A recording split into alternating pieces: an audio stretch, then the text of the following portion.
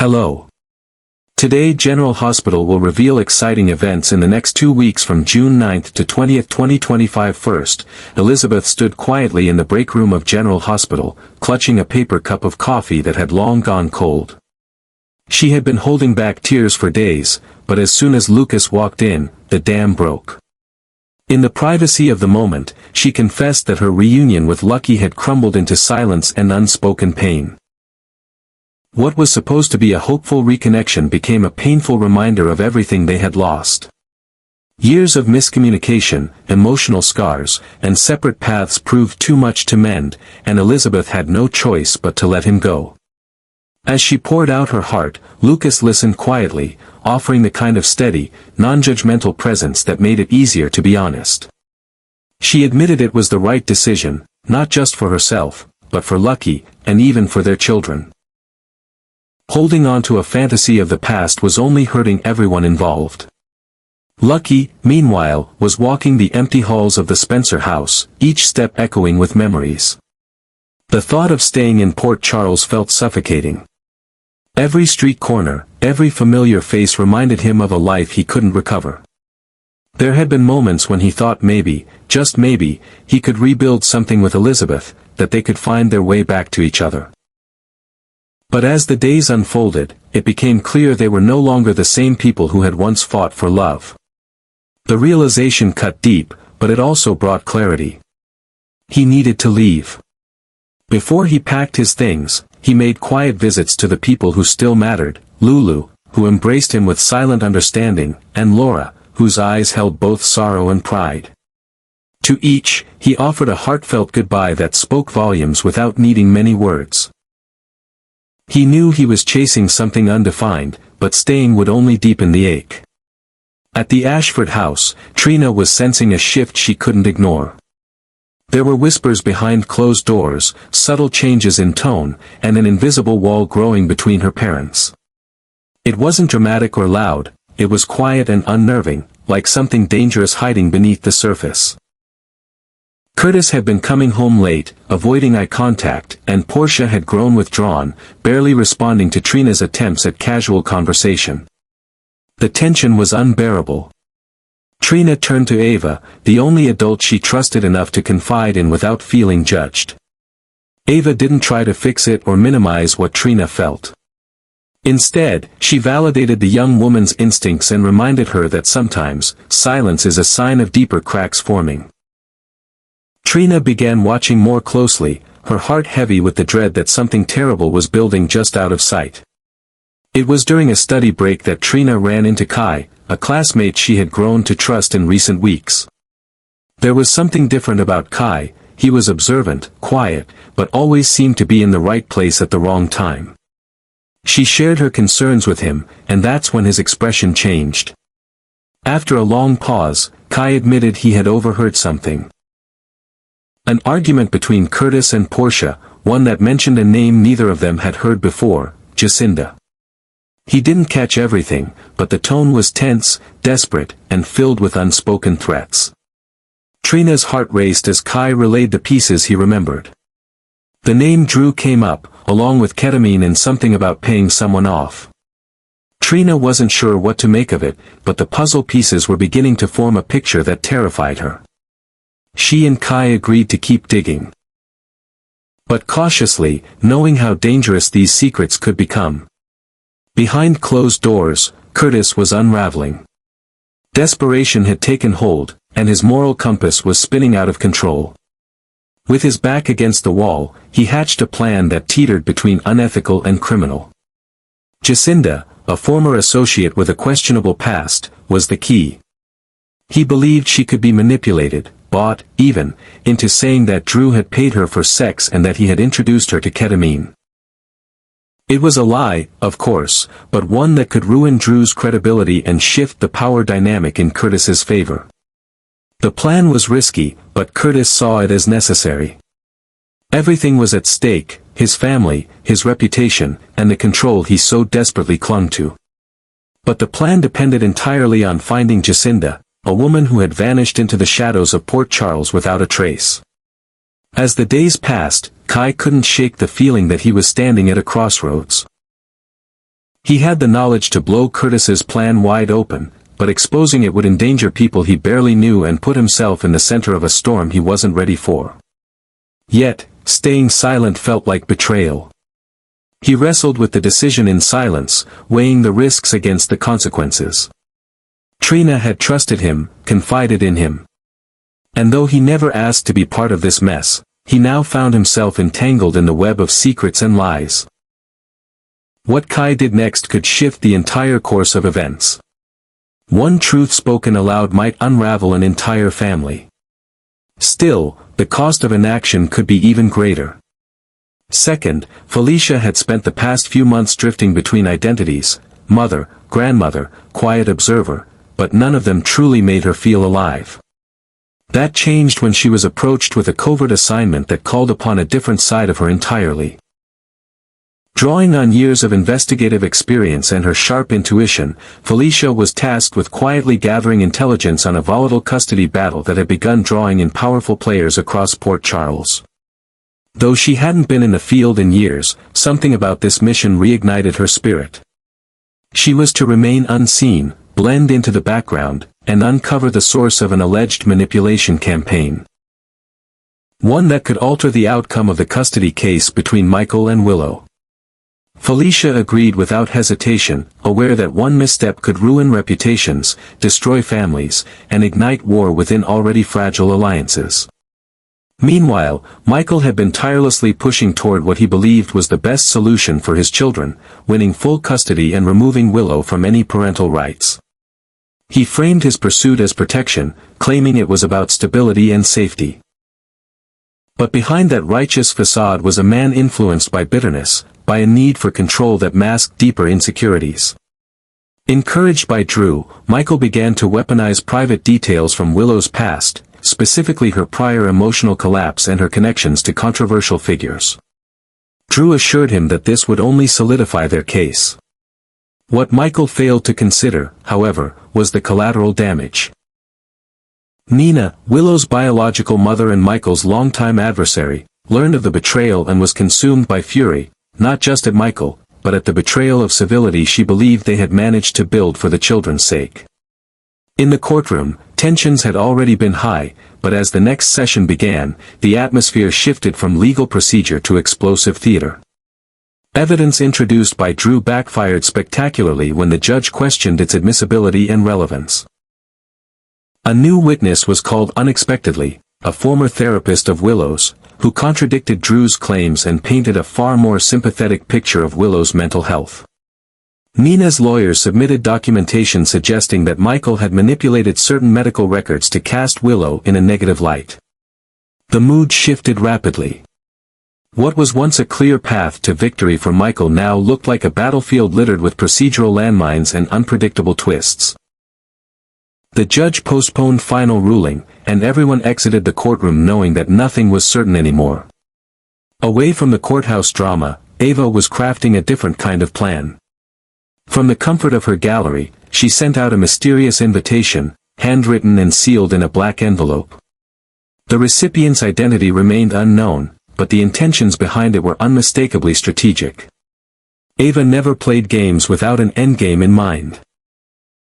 Whether she was setting a trap, forming an alliance, or dismantling someone's narrative from the inside, she thrived in the shadows. She watched the ripples from afar, confident that her gesture would shake a few cages and bring some carefully hidden truths closer to the surface. In her world, charm and secrecy were both weapons, and she intended to use them with surgical precision. Christina, however, had been watching Ava with increasing suspicion. Already sensing tension within her own family, Christina stumbled upon whispers of a potential blackmail scheme, one that seemed to have Ava's fingerprints all over it. At first, she dismissed it as gossip, but the more she uncovered, the more it pointed toward a calculated effort to use someone's private past as leverage. Christina, known for her hot-headedness and sharp sense of justice, couldn't ignore the possibility that Ava was manipulating events from behind the scenes. Whether it involved the custody battle or something darker, Christina was determined to get answers, and if necessary, confront Ava directly, regardless of the fallout. The situation grew more delicate for Alexis, who had spent years trying to repair the emotional damage within her family. Watching Christina inch closer to conflict with Ava stirred deep concern. Alexis knew that both women were capable of verbal warfare, and if this spiraled into something public, it could drag their entire family into scandal. More troubling was Alexis's suspicion that Christina might be right. Ava's recent movements, her alliances, and her unusually quiet demeanor suggested something was indeed brewing. Torn between loyalty to her daughter and her long-standing, if strained, connection to Ava, Alexis began to prepare herself for a scenario in which she'd have to intervene before things spiraled beyond her control. Third, the tension between Dante and Chase had been simmering beneath the surface for weeks, but now it was reaching a boiling point. It began subtly: missed eye contact, clipped responses during routine cases, a lingering hesitation before sharing tactical updates, but it soon escalated into something more personal. Dante, whose instincts as both a cop and a friend were rarely wrong, began to feel the unmistakable weight of a secret pressing against their partnership. He couldn't quite put his finger on it at first, but every time the name Brooke Lynn came up in conversation, Chase would grow noticeably quiet, as though swallowing words too heavy to speak. That silence became deafening in their shared patrol car, in precinct meetings, in every moment where trust was supposed to flow effortlessly. Dante wasn't just confused, he was starting to feel betrayed. What Dante didn't yet know was that Chase had been withholding a crucial piece of information. Months earlier, he had discovered that Brooke Lynn had become pregnant in her teenage years, something she had kept from almost everyone. Out of respect, or perhaps out of unresolved love, Chase chose not to tell anyone, including Dante. He hadn't known who the father was, and in his mind, it wasn't his story to tell. But secrets in Port Charles have a way of unearthing themselves, and now that Giovanni, nicknamed Gio, was growing increasingly involved in their world, the consequences of that silence were spiraling. Chase had met Gio briefly, unaware that he was looking into the eyes of a young man born from a long-buried past. But even without knowing the full truth, Chase felt the gravity of his omission settling heavily on his shoulders. For Dante, the situation became more complicated with each passing day. He had always prided himself on his ability to read people, but now he felt blind. There was something about Gio, his posture, his tone, the sharp intelligence in his eyes, that pulled at Dante's subconscious in a way he couldn't yet articulate. It wasn't just that Gio reminded him of someone. It was something deeper, more primal, as if a part of his own soul was quietly knocking on the door of recognition. And then there was Brooke Lynn, whose growing nervousness and uncharacteristic deflections only fed Dante's suspicions. He began retracing timelines, revisiting moments from years past, asking himself uncomfortable questions he had no answers for. Why had Brooke Lynn disappeared for so long during that summer? Why had she never spoken of it? Chase, meanwhile, struggled with the growing weight of his silence. He hadn't meant to deceive Dante, but as time passed, the lie of omission became harder to excuse. Every time Dante mentioned Gio or Brooke Lynn in passing, a lump would rise in Chase's throat. The guilt was corrosive, eating away at the foundation of their partnership. He began to see the cracks forming, not just between them, but within himself. Chase had always seen himself as the loyal one, the honest one, but now he realized that in trying to protect Brooke Lynn's privacy, he had inadvertently hurt the one person who had always stood by his side. He wrestled with whether to come clean or stay quiet, knowing that either choice could cost him the respect of a man he called both partner and friend. As the pieces slowly aligned, Dante found himself staring at a photo from a recent benefit gala. Gio standing beside Brooke Lynn, her hand on his shoulder in a gesture that felt more maternal than anything else. Something clicked. It wasn't just the resemblance or the way Gio moved, it was in his eyes. Dante saw a flicker of something unmistakably familiar. A memory, maybe, or a reflection of his own restlessness. The realization hit him like a punch to the gut. Could Gio be his son? The question haunted him, gnawed at his sense of identity and history. If true, it would mean Brooke Lynn had kept a life-altering secret from him for decades. But more than that, it would mean that Chase, the one man who should have told him, had chosen to stay silent. The next time Dante and Chase crossed paths, the unspoken tension between them became a thundercloud ready to burst. Every word exchanged was laced with double meaning.